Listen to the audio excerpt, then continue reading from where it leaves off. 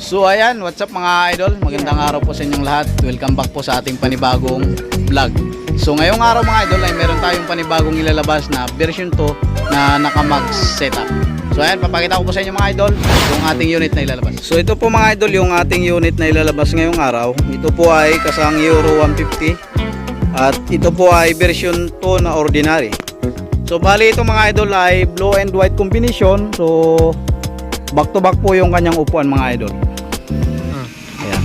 Mayroon po siyang semi bumper, mayroong dalawang antena, mayroong dalawang handle at visor. Siyempre mga sidecar, mga idol, yung ating driver side ay may windshield na rin. Ang wala pa lang mga idol ay wala pa siyang salamin. So hindi pa po siya nakakabitan ng salamin mga idol. Mayroon pa lang bagong kinabit tayo dito mga idol na gulong.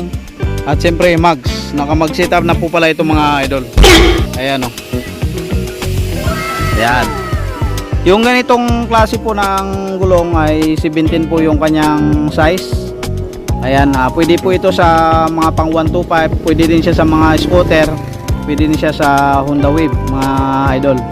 Yan po yung ating bagong mags.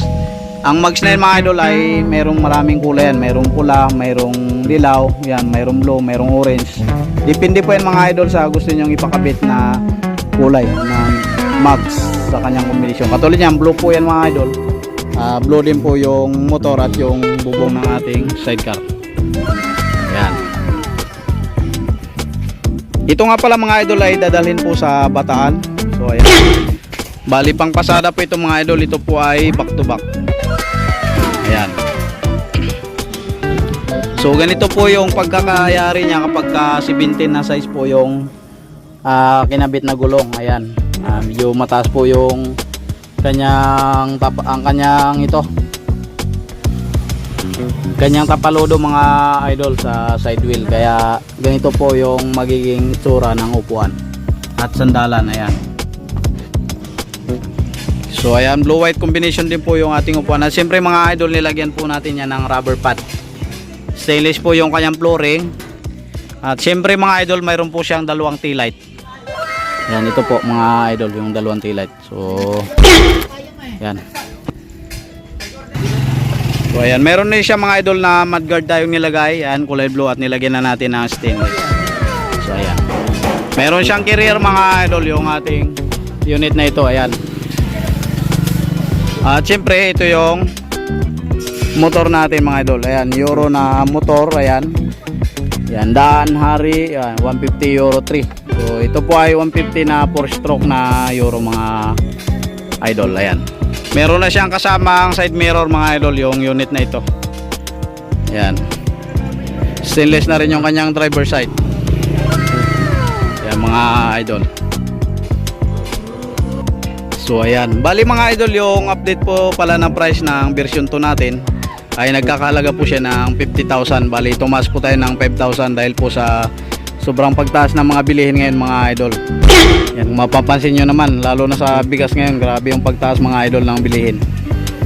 Dating 40 lang ang kilo, ngayon ay 70 na mga idol, 68, 67. Grabing taas ng dinagdag ng mahal ng kilo mga idol sa bigas. Tinaasa ng mahigit 40 pesos, 45. Yan, at wala tayong magawa mga idol kundi tumaas din tayo ng unit dahil tumaas din po yung mga materialis natin. Ayan. Ang halaga nga po pala ng ito, ang halaga po nito mga idol ay 50,000 ang unit po na ito. Kapag gusto nyo magpagawa sa atin, pwede po kayo mag-deposit sa bank account o kaya GCash account namin. Ayan. Ayan, naka-mag setup na po siya na 17 po yung size. Ayan. Kulay blue yung kulay ng ating mags. Ayan. Kulay white naman pala mga idol yung kanyang kisame. Ito pong setup na ito ay version 2 na upholstery type. Yan, napaka-astig, napakaganda niyan mga idol. Kaya sa mga gusto magpagawa, pagawa na po kayo mga idol para meron tayong model sa inyong lugar. So ayan, nandito na yung nagpagawa sa atin na taga Bataan. Itong unit na ito mga idol ay ikakarga po ito dito sa trailer. Ito po yung trailer mga idol. Ayan, at itong trailer na ito ay hilain ng sasakyan ni Idol. Ayun sa Ford niya na sasakyan. Yan, taga Bataan yan si Idol. Saan nga po pala kay Idol sa Bataan? Ayun sa Dinalupihan. So ayan, bali hilain po yung trailer mga idol dito po sa sasakyan ng idol natin. So ipakita ko lang saglit. Yan, ito po mga idol oh.